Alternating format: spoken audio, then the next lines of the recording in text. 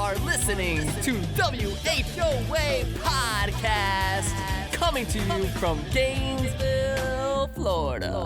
Hello, everybody, and welcome to the WHOA GNV Podcast, the coronavirus sessions, where our temporary mission is to save as many businesses and jobs as possible by sharing how your fellow business owners and professionals are navigating the impact of COVID-19. I'm your host, Collin Austin, and my co-host is the one, the only, the magical Mr. Michael Dees. What's going on? Don't adjust your screens if you're watching this. I am actually at the dealership. Today we're recording on June 1st, and we've opened back up. New Scooters for Less is back open for business, back to whatever normal was, I guess. But I'm here. Our team is here, and we're ready to go. So that's exciting. Is there a line down 13th Street just waiting for open this morning? You know, we just turned on the open sign. I kind of thought that maybe there would be, but you know, if I know one thing about Gainesville, it's like they like to sleep in a little bit. So maybe they're coming later. We'll hope. Do you think it's going to be a challenge, kind of navigating the square footage space of the showroom in particular? The shop is no big deal, right? But the showroom is kind of tight. So yeah, our showroom's like 1,200 square feet or something. It's interesting because when they had it based off of square footage, it's like, how do you get that 0.4 of a person? You know what I mean? but yeah, I think it'll be interesting. I mean, like we really can only have 2 or 3 people in there at a time. So what's tough is our service department's obviously been open throughout this whole thing. But we can't have, people waiting on walk-in services while I'm trying to sell a scooter. So that's the hard part to navigate. But we'll figure it out. Do they set the walk-in? Because we were talking about putting a little waiting area. Sorry, not walk-in, the waiting area. Yeah. So we've got outside. Some cocktail tables. Yeah. Outside, undercovered on a tent. So it's, not too bad. But hopefully, hopefully we have a lot of business. So I guess hopefully it is a problem, but like hopefully it's not too much of an inconvenience until everything opens back up for good. Yeah, we mandated that team, obviously being an essential business, wearing masks and stuff like that when they're with customers and that kind of thing. So yeah, we're just trying to navigate it like everybody else, but I'm excited to see that the business is open, like service and sales, even though we did a really good job of navigating the sales in the short term. So I'm proud of the electronic remote, remote life, if you will. So that's anyway. Right. But it does feel good to take this step forward. It's a big first step in, getting the ball back rolling again. So that's good. But I also know you're excited to get into this episode today. But before we do that, we got some sponsors. Once again, we got Gainesville Harley Davidson. Collin, did you know that Gainesville Harley Davidson does rentals? I actually did not know this. I'm not kidding. I did not know that idea. Either. So maybe this weekend, me and you will pick one up. But if you have a motorcycle license and want to experience and feel the iconic rumble of a Harley Davidson yourself, Gainesville Harley has a rental fleet that is ready for you. You could take 2 or 3 wheels, depending on your comfort level there, for a spin anywhere for a day or up to a week.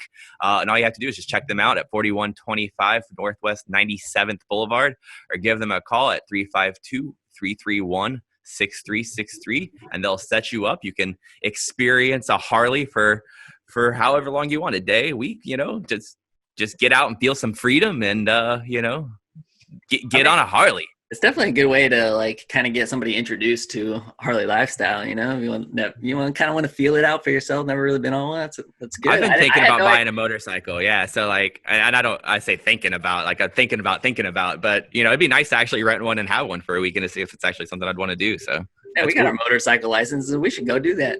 That'd be fun. We should. Well, you guys, it'd be a good bonding experience. Yeah, it would.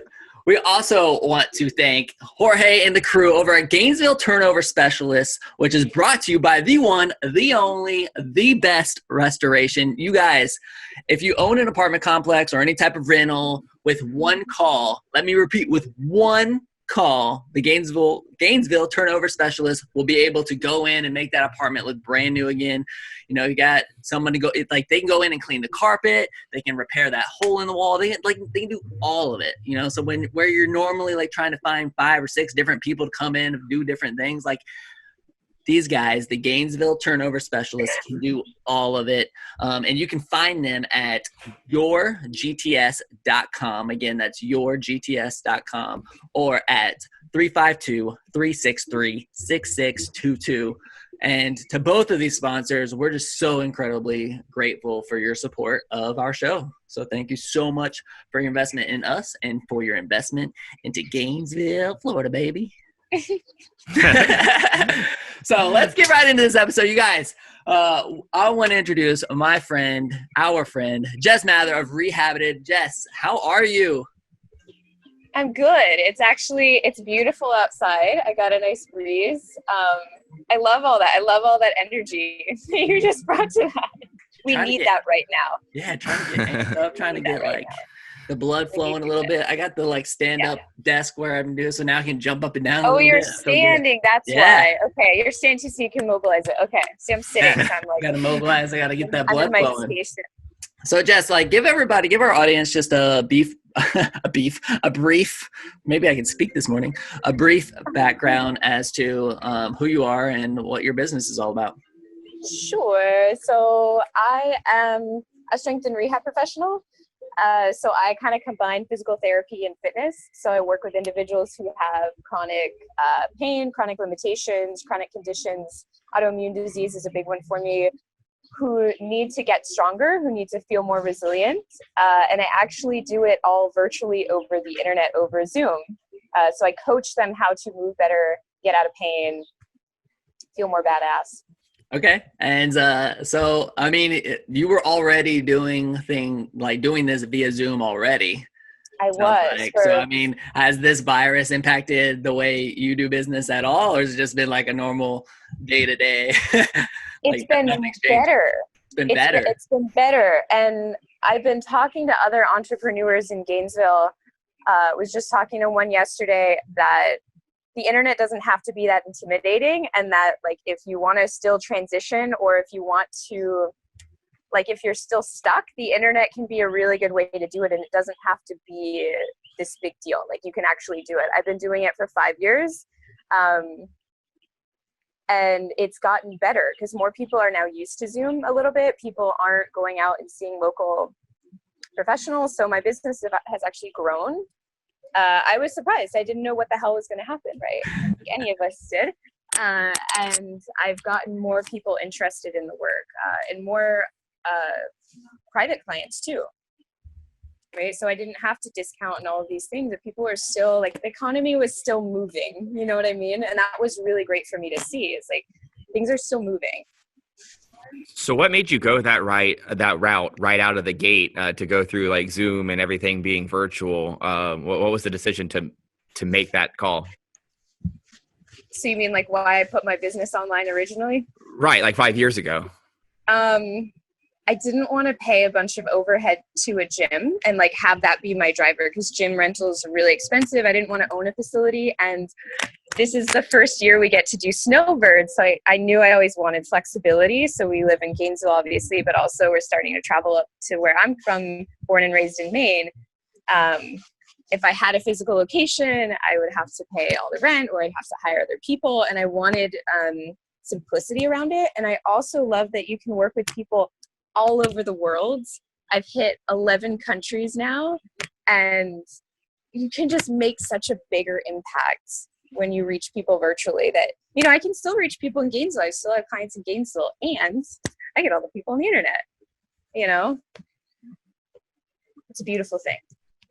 Yeah, so, I mean, did you have trouble?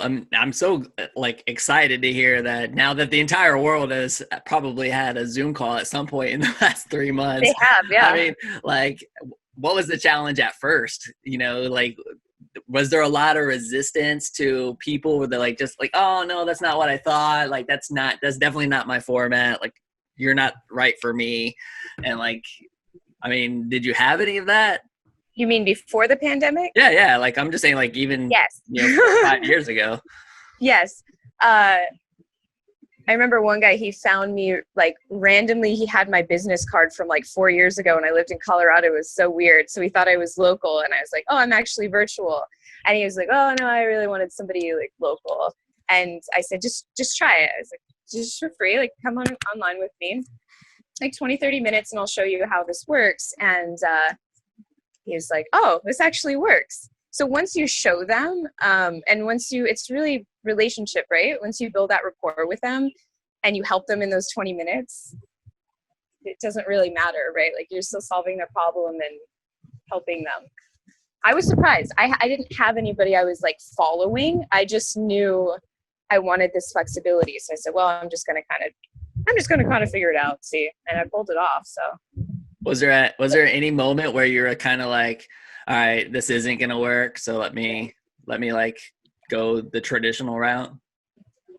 I wouldn't even say not even going the traditional route, but just quitting my business altogether and going like full-time in therapy, because it's you know, it's very hard growing a business and there's so many ups and downs. And what was strange was every time where I almost took a good full-time position as a therapist, somebody would randomly like pop up in my messenger and be like, I love what you're doing, keep going, like you really inspire me. Or there was always like somebody that dropped in that just was like, don't give up. And they had no idea what I was doing. They had no idea I was about to quit, right?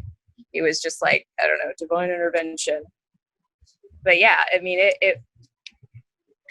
it's hard doing it online. But then once you get the rhythm of it, I can't imagine not doing it, you know? It reminds me of when we were talking to another guest. I mean, has it allowed for, I'm like, sorry, I'm like doing multiple things right now. I'm like reflecting back to a previous conversation we have. So I'm going to try to bring that into this one a little bit. Has it allowed for you to have more appointments in a day because of the simplicity of being able to like line them up back to back to back? Or do you like how, I don't know. I'm just kind of curious about that. Like, do you have the ability, I mean, you have the ability to do more appointments because of it or no? Maybe. I haven't thought about it that way. When I was talking to my friend yesterday who works in a local office, she's saying like, yeah, this was yesterday, right? Sunday. So she's like, yeah, I got to like prepare and get like my lunch ready and like my outfit for the day. And I'm like, oh, I basically just like roll out of bed and I don't have to put shoes on. Like I don't have to get in my car. Right. So like, there's none of that. Like I just, you know what I mean? There's no preparation. I don't have to actually physically go somewhere, which is nice. But honestly, my whole intention is not to keep filling up my private practice. Like I'm pretty much, you know, it took us a while to even schedule this because it just so busy. Like I've got a lot of work that I'm doing. So the goal isn't even to just get a bunch of private sessions, because then you lose that flexibility, right? So a lot of it is also scaling a bit. But I can't give up private work. It's too good. I love my people too much. Yeah. They keep me happy and grounded. Has the demographic changed at all? As like we're 3 months into this and maybe 3 months ago there weren't older clients or something because Zoom is not a platform for them. And now that we're 3 months in, everybody, like we said, is kind of familiar with that. So has that changed the demographic in terms of patients that you're able to work with? Yeah. I actually didn't lose any clients except 2 where they were almost fully dependent on in-person work. What are they called? Where you sell things at big events, trade shows. But otherwise, my clients are over 60 and they do the Zoom thing. They dig it. More of my clients recently have been, I've noticed in like California, New York areas, who are actually just wanting to do more like personal training, which is much easier for me than like my really complex people with, you know, history of trauma and a lot of chronic pain. And there's like, we have to go so carefully with those people. And it's been really interesting is that I've gotten more people during the pandemic who are just like, I just want to work out and I want to get strong. And I need a way to do that because the gyms have all been closed. So that's been really interesting. I didn't expect that, but yeah, that's been fun. We just do a bunch of kettlebell swings and like work really hard. Like I can do that. Like I can just fall into that mode and kick your butt. Well, it sounds like this has been super beneficial for your business in terms of getting people super comfortable with platforms like Zoom and that kind of thing. So what has been the biggest challenge through all this? Or what's been the biggest challenge in your business so far? I mean, period. It's been like the doubt of, there's so much unemployment, so who's going to hire me right now? People aren't because they, the Maslow's pyramid, right? Like they need to buy all their toilet paper. So why are they using money on a coach? So it was all my own doubts this whole time of what I could do during the pandemic. And I kind of took it as just, as entrepreneurs, there's so many reasons that we need to pivot in our businesses, right? So I just took it as another opportunity of like, well, let me see what I can do with this, right? Like I try to see it as a game instead of kept falling into those limiting beliefs. You know what I mean? Yeah. So I was my biggest barrier, and I kept getting rid of those beliefs. It's like, no, that's not the reality. That's not the reality. Like I can still bring in clients, and that's been the truth. And I've also been running Facebook ads. Like I turn on my ads and I was nervous. I'm like, I'm speaking to a cold audience, right? They don't know who I am, and I'm doing this thing into a course. How the hell is this going to work in a pandemic? But I profited within 2 weeks. I was like, oh, okay, like more proof, right? Like more proof that we can make this work despite the circumstance. Just because you went into like a marketing direction, I'm trying to think like, because of what you do and the fact that it is remote and you can have clients, like you said, you've had the opportunity to work with people all over the world. So how do you market that? I mean, if you're doing Facebook ads, are you like targeting, how are you setting up the targeting on that? Like, because it would just be, you could put the entire world on your Facebook, like targeted area, right? Like, are you targeting specific communities? Are you targeting the nation? Or like how are you? Nation, the last time I ran this campaign, I did just the States because people don't like the conversion rate. So I already got a couple Canadian clients that came in and they're like, your course is like $150 more for me. I'm like, I'm sorry. I don't choose that.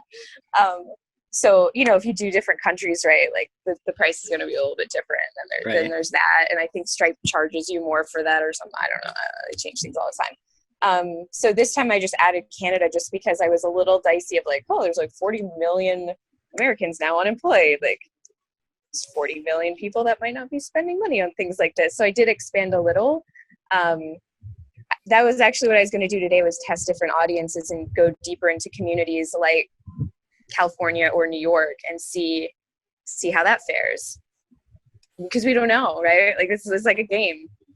Yeah. So and with risk. I was gonna say, what about different countries that have different healthcare options? Like, without going into the extremely politicized aspect of healthcare, like in America, we have the system that we have, but in other countries, the citizens have better access or insurance covers different things. Does that change where you're able to get in and have as a client?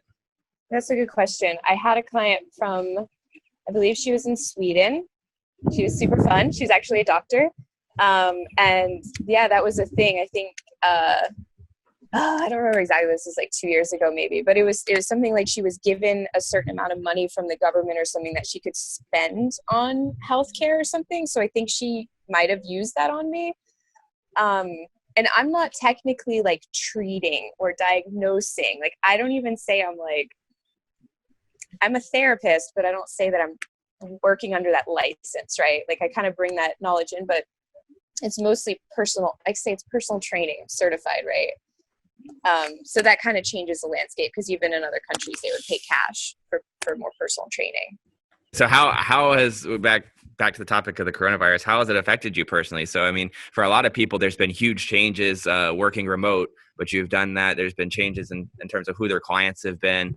But how has it affected you? Has it been personal, or like, is it kind of life as you knew it and you're looking at everybody else coming into the world that you knew? Yes, that's what it is. Like everybody's coming to my house. Like everybody's coming to the internet. Like, hi guys, I've been here for a long time. Yeah, that's been neat. It's like literally there's been a huge influx and it's been fun. Like I really, really enjoy getting new clients and like creating relationships with them. So I absolutely love my new private people who have like come into my world, so to speak. But personally, it's still been hard. I mean, I think I even said this to Collin. So I only moved here maybe 11 months. It's almost our 1 year anniversary here in July. And I only got out in the community like once or twice a week. Like I went to the farmer's market downtown, which I loved, at Bo Diddley.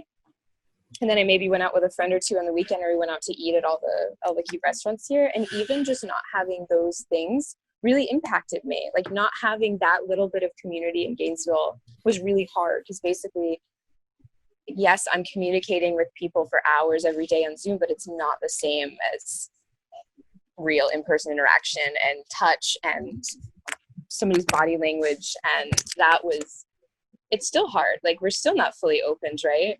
So I got to hang out with some friends this weekend, and that was like, oh my God, like I get to play with Dave off. Because otherwise it's been sad. Like we can't really connect the way that we want to. And that's really impactful on our health and our immune system. Yeah, for sure. Well, so yeah, it's been tough. It's been really isolated, because I live on a beautiful property that's very isolated. Like you can't even see the house from the road. We're not in a neighborhood. And I don't know, I'm just like there in the woods hanging out. I'm like, I want to go play. Yeah, I feel like a lot of us are kind of in that place too, man.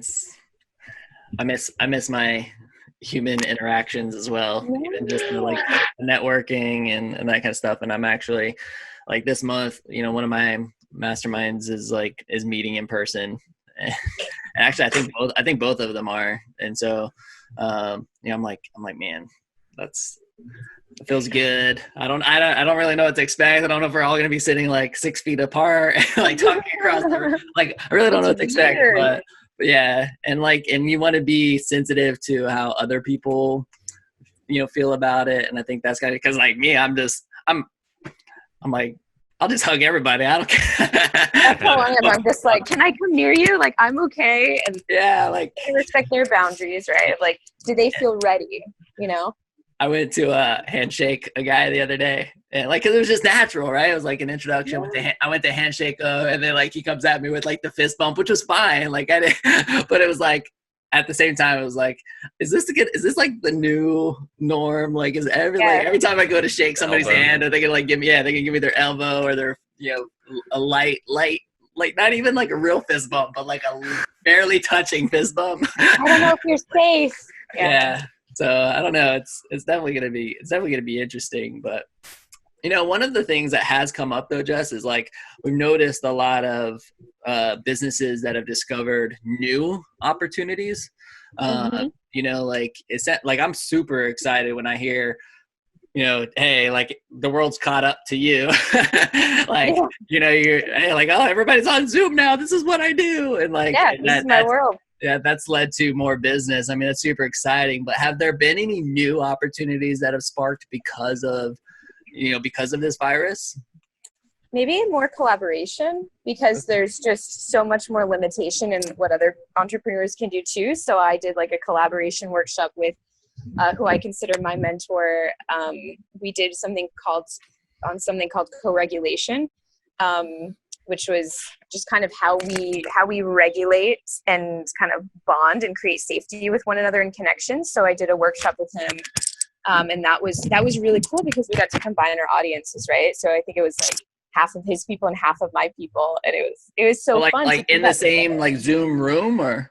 Yeah, so we had them all on Zoom. It was live for 3 hours. I wanted to do it on a weekend, so because people aren't doing things on the weekend, and that's sometimes where I know people can get stuck on the news, right? Because they don't have anything else that they're doing, and it's I want to give them something healthy that can distract them and give them at least some level of connection. So I'd probably say that is more collaboration, and just, I don't know, there's more people talking now, I feel like too. Maybe you've noticed that is just on social media. There's more people sharing.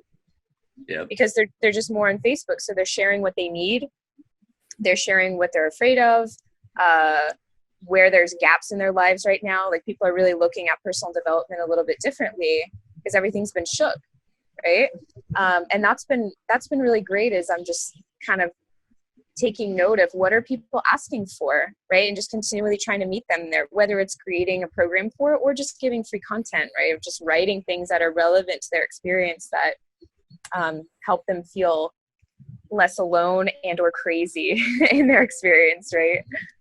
I'm curious, like we've talked a little bit, Colin and I, about the stock market recently. And one of the things that got in my mind when you said something about being on Zoom for 5 years was if you ever got, so interested in the platform where you could see it blowing up, kind of like how it has. As you guys were talking about that, I opened up my little app here and see that when it launched in April 2019, when it went public, it was trading at $36 a share. And now it's at $196 a share. So if you missed that opportunity, which I'm guessing maybe you did by your reaction there, I'm just curious if you ever thought about it. I just leave that all up to my financial advisor. I'm just like, here, like, you do the things. So I should probably reach out to him, actually. I think he reached out to me, and I was like, that's too overwhelming. Like, just do it yourself. I can't look at it. But I should probably reach out to him and be like, are we taking all the opportunities right now? Because, yeah, I thought of that. I was like, somebody did a meme or something, and they're like, we find out later that that coronavirus was created by Zoom. Like, it was all Zoom's plan to like create a bunch of business to Zoom. Well, I mean, that's what got me into it, right? And I bought at 150, and I did sell like 180-ish, I think. But now it's out. You're telling me it's at 196 now? 196 when I just peaked. It was going up and down so much, and they have their. I mean, you said today's June 1st, so I think on Wednesday, June 3rd, I think they have their earnings report. So I mean, it could go back down. Who knows? I have a feeling. I have a feeling it could shoot up again though, because I think that earnings report will be pretty good. But anyway, yeah, that stuff's super interesting. It's always, I don't know, it's impact of just the world on stuff, right? And there's a lot going on right now. Of course, it's good though, because there's businesses that are really thriving. I feel like in it, again, like I was so. Oh my God, the unemployment and small businesses are closing down. But like, I've been so impressed with Gainesville, how they pivoted, like with takeout, and just they created like these little takeout websites really quick, and like how you guys are navigating with the store. I'm like, there's so much innovation going on, and so much that we're learning, and we're just becoming more resilient, which is like my whole thing. I help my people be more resilient. So to me, it's like there's just so much that. Literally, people in Gainesville, some of my friends have been like, this has actually been a really good thing to happen to me. And you don't want to say that to many people. Like, a pandemic was like this really positive thing for me. But there has been a lot of... Jess is like, more pandemics, more often. Let's go. More, let's have that too. I know. We've already got enough going on in the world. But yeah, just like it's really shook things up in a way that has really facilitated strength and change and... collaboration, and yeah. So well, I mean, like, we gotta wrap it up in a second, but how about this, because you have so much experience in this area, right, of this remote life work style. Like what's one piece of advice that you would give to somebody who is just now getting into it? You've been doing it, what did you say, 5 years now? 5 years. 5 years. So somebody's picking up more of this remote life work, style, or maybe they have a business and they want to do something similar. Like, what's one thing that you wish you would have known looking back 5 years ago? Just do it. Just do it. Because people get so overwhelmed with the tech. I feel like I was practically yelling at a friend yesterday when she's like, I don't know, like I'm not part of that generation. I'm 30 this year, and a lot of my friends here are 40 and up. So there's the gap, right? There's a 10-year gap. I was like born on the internet, basically. Like I was doing AOL Messenger when I was 5. And people get intimidated by the technology, and they think that they can't do it, or that it's too difficult. And it's really can be so simple. If you really want to do it, you can do it. And I'm happy to answer questions. Like if somebody wants to reach out, I think I posted in your group actually. If people want to reach out and ask questions, and I've hopped on Zoom calls with other coaches and personal trainers who needed help transitioning. Of like, how do you coach virtually? You can't put your hands on them. Like, how do you see them from all these different angles? And I've helped them do it really seamlessly, where it's really effective. So I'm more than happy if somebody's like, I don't understand, I'm so overwhelmed. Like, just message me on Facebook or email me, and I will. So give us that contact info. Let our audience know how they can reach out to you. Email is rehabitedcoaching@gmail.com. So it's rehab, REHAB Rehabited. And then I'm on the FB. I don't know where you're posting this. I'm assuming on your business page. Yeah, Facebook. We post on Facebook, YouTube, and then it goes out on audio platforms like everywhere. Okay, everywhere. Yeah, so I'm Jess Mather on Facebook on my personal page. So whatever is easiest for them to reach out. I'm so happy to do it. Like it's so cool to watch businesses grow and pivot. Like I love business development. It makes me so happy. It's like a game. Like, ooh, like what can we do with your business? So I'm so happy to play that game with other people just to help them grow and make things easier for them, you know? Cool. And the group that you're referring to is the Gainesville Business Owners Group that I started a few years ago. I find it to be a great resource. We really try to limit the amount of promoting businesses in there and like really make it a place where you have just resources. You can pick the brains of your other business owners here in Gainesville. So if you're listening and you're a Gainesville business owner and you're not part of that group, definitely reach out to me and we'll get you in because it's just a valuable resource. And Jess had made her formal, it took you 11 months to make your formal introduction to that group. Was it 11 months? Did you invite didn't you say you've been here 11 months? I met you probably I was very aggressive when I moved here. I was like, I need to meet literally everybody that is an entrepreneur. Right, but I feel like you just made your first post in that group. I did. That's why I think You're alert. I'm not good about that. You'd think on social media, but for some reason, like introducing myself in groups, I did in Gainesville word of mouth, and that's always that's always an interesting thing that happens in there. Oh my gosh, she introduced herself. Get her out. Yeah, it's like everything will explode sometimes. It's like, yeah. All right, let's see what happens. It's kind of the game on the internet. I'm going to post this thing. Let's just see what happens because you never know. Yeah. Well, this has been a lot of fun. It's super, super interesting, and I'm glad to hear that things are going well. So hopefully they'll continue to do so. And if there's anything we can do to help you along the way, just let us know. Okay. Thank you. Mike, final words. That's a good place to wrap up. I do have one last question. What was your AOL screen name when you were 5? I don't know. Probably something about puppies.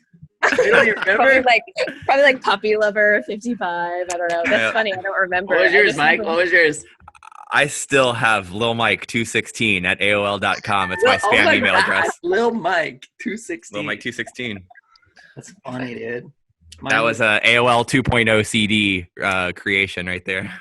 Mine had such an impact on me because it was Gators with a Z. With a Z. Funny. Gators with a Z 17 at, it was Gators with a Z 17. But when I went to college, I made it my UFL. It was Gators 17 at UFL.edu. In fact, I just got an email from UF saying that they were like removing it finally after like 20 years. They're like, just so you know, like you're not going to have this UFL.edu email account anymore. I'm like, okay. You're cleaning it out, though. Right. End of an era, yeah. So anyway, Jess, thanks again for joining us. World, thank you so much for listening. Stay strong. We're going to get through this coronavirus together. We're going to make sure we save as many businesses and jobs as possible. And everybody just keep holding on. It's exciting to see that, we are starting to get some businesses opened up again. And, 2020 still has a few months to go. So hopefully we'll get things turned around. So this is the WHOA GNV podcast, the podcast bringing you businesses and individuals that make you go, whoa. Jess. Whoa? Give us your whoa. Is that your whoa? Whoa, question mark? I'm in public, so I don't know who's around me, but I guess. We'll see you later, everybody. Bye. Bye.